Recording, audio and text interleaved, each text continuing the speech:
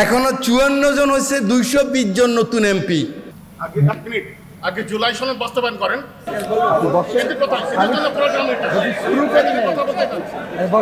মনে অনেক জ্বালা আছে, আপনাদের এই মিষ্টি মিষ্টি বক্তব্য শুনতে শোনার জন্য আসেনি। কি করবেন এটা বলেন। আপনারা ওয়াদা করছেন জুলাই সনদ বাস্তবায়ন করবেন। পপুলার বক্তব্য, প্রোগ্রাম শেষ হবে, পপুলার বক্তব্য। কিন্তু যে ধরবো বর্ষা বিপ্লবের কথা তো প্রথমেই বলেছি নাকি ব্রাদার? যা উনি এটাও ওনার কিন্তু একটা রাজনৈতিক অধিকার,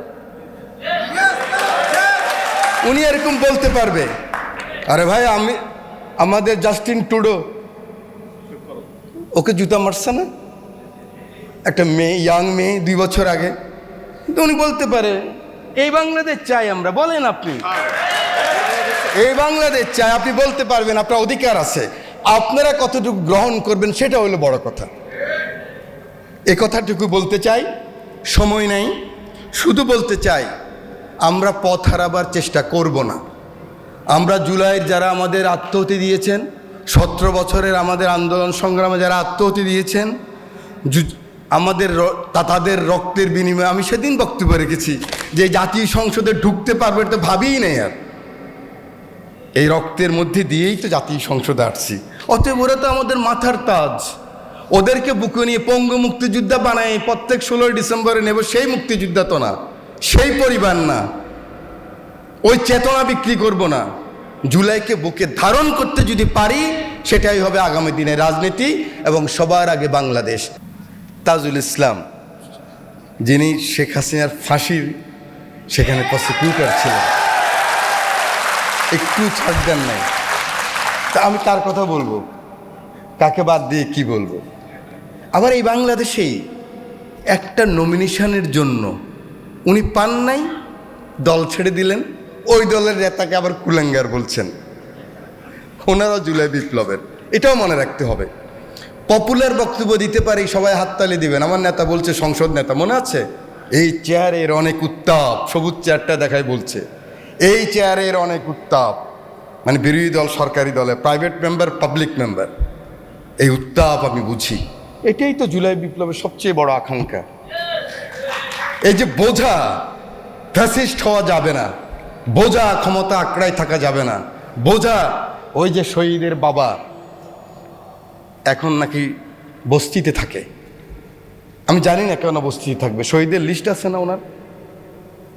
মঞ্জু সাহেব, শহীদের লিস্টে ওনার মেয়ের নাম নাই? মিনিমাম 10 থেকে 15 লাখ টাকা পায়নি নাকি পেয়েছে?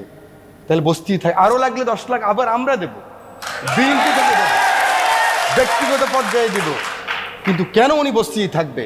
এই প্রশ্ন আপনারা এই পাবলিক হাততালি না দিয়ে আমাদেরকে বলতে পারেন। মাওলানা মামুনুল হক সাহেব সবচেয়ে আমরা পছন্দ করি, এই লোকটা যদি আসতো, মঞ্জু যদি আসতো, আসিফ যদি আসতো, জুলাই বিপ্লবের তারা যদি আসতো, আপনাদের বিপ্লবী নেতা ফুয়াদ, তাকে বলছিলাম ঢাকা ইলেকশনে দাঁড়াও ভাই, পাস করে ফেলবা। আসে নাই, আগামীবার আসবে। কারণ এবার আর ওই রাজনীতি হবে না।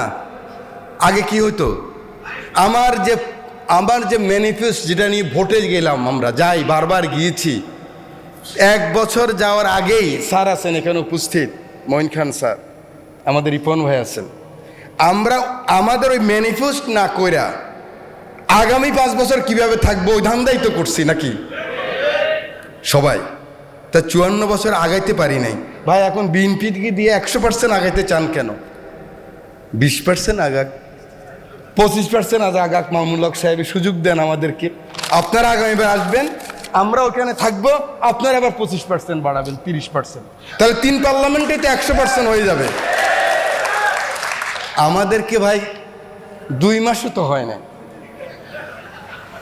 এখনো 54 জন হয়েছে, 220 জন নতুন এমপি। আমি তো হুইপ। 80 জন আমাদের মাত্র, 77 জন পুরান, জমাতের মিলাইয়া 4 জন। শহীদ পরিবারের কথা কেউ বলতেছে না এখানে, ঠিক আছে? এখানে শহীদ পরিবার আছে, আপনি 1500 শহীদ পরিবারের কথা বলেন নাই, আপনি 3000 আহত কথা বলেন নাই। আজকে আসলে দিনটা আনন্দের। তবে যখন আমাদেরকে রাজনীতিবিদ হিসেবে জুলাই আগস্টের শহীদ পরিবারদের সামনে এবং যুদ্ধাহত যারা আজকে এখনো সেই নির্যাতন বা সেই ব্যথা তাদেরকে ধারণ করে চলতে হচ্ছে, তাদের সামনে দাঁড়িয়ে খুব বেশি উচ্ছ্বাস বা উল্লাসের সুযোগ আমরা পাই না, বরং একটু লজ্জিতই লাগে। আজকে যারা আওয়ামী লীগের বিরুদ্ধে আমরা সবসময় ছিলাম, এখনো আছি, আমরাই কিন্তু বাংলাদেশের সরকারের দায়িত্ব পেয়েছি, বিরোধী দলের দায়িত্ব পেয়েছি, এমনকি আমরা সংসদের বাইরে যারা আছে আমরাও চেষ্টা করব বা করছি কিভাবে করে এই গণতন্ত্রটাকে অর্থবহ করা যায়। আমার দল বাংলাদেশ ন্যাশনাল আওয়ামী পার্টি 24 সালের 7ই জানুয়ারি নির্বাচন বর্জনকারী দল, তারপরেও প্রফেসর ডক্টর ইউনূস সাহেবের কোনো একটি মানদণ্ডেতে আমরা তাদের সংস্কারের আলোচনায় অংশগ্রহণ করতে পারিনি। তো তাতে দুঃখ যে নেই তা না, আছে। তারপরেও আমি মনে করি যে একটি আশার আলো, একটি স্বপ্ন আমাদেরকে দেখানো হয়েছে, একটি বাংলাদেশের স্বপ্ন, আমার বাংলাদেশের স্বপ্ন। আমি আশা করব যে আমরা ফ্যাসিজম মুখে বললেও এটাকে যদি আমাদেরকে ঠেকাতে হয় তাহলে একমাত্র পথ হলো একটি জবাবদিহিতামূলক ব্যবস্থা গড়ে তোলা, একটি গণতন্ত্রকে অর্থবহ করে তোলা। এবি পার্টির নেতৃত্বে যারা দায়িত্বে আছেন তারা আমার বড় ভাইয়ের মতো, ফুয়াদ ভাই হয়তো বা ছোট ভাইয়ের মতো।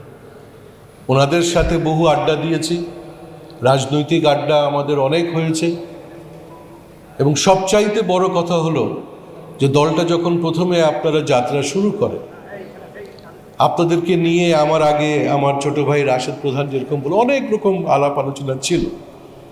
তবে আমরা যারা মঞ্জু ভাইকে চিনতাম, আমাদের একটা ভিন্ন আকাঙ্ক্ষা তৈরি হয় যে একটি আধুনিক দল হিসেবে এবি পার্টি সামনে অগ্রসর হবে। এবং আলহামদুলিল্লাহ আমরা এইটুকুন বলতে পারি যে আমরা এবি পার্টির বিষয়ে সেই হতাশা আমাদের নেই। তারা জুলাই আগস্টের আন্দোলন শুধু না, তার আগের থেকেই গণতন্ত্র মানে সত্যিকার অর্থের যে গণতন্ত্র বাংলাদেশের প্রয়োজন, সেই গণতন্ত্রের লড়াই এবি পার্টি সবসময় জন্মলগ্ন থেকেই লেগে আছে এবং আমার বিশ্বাস আগামীতেও থাকবে। আমি আর দীর্ঘায়িত করতে চাই না বক্তব্য, অনেক বক্তা আছেন যাদের কথা আপনারা শুনবেন। আমি আমার দল বাংলাদেশ ন্যাশনাল আওয়ামী পার্টির ন্যাপের পক্ষ থেকে আপনাদের সকলকে শুভেচ্ছা এবং অভিনন্দন জানিয়ে আমার বক্তব্য এখানে শেষ করছি। খুদা হাফেজ।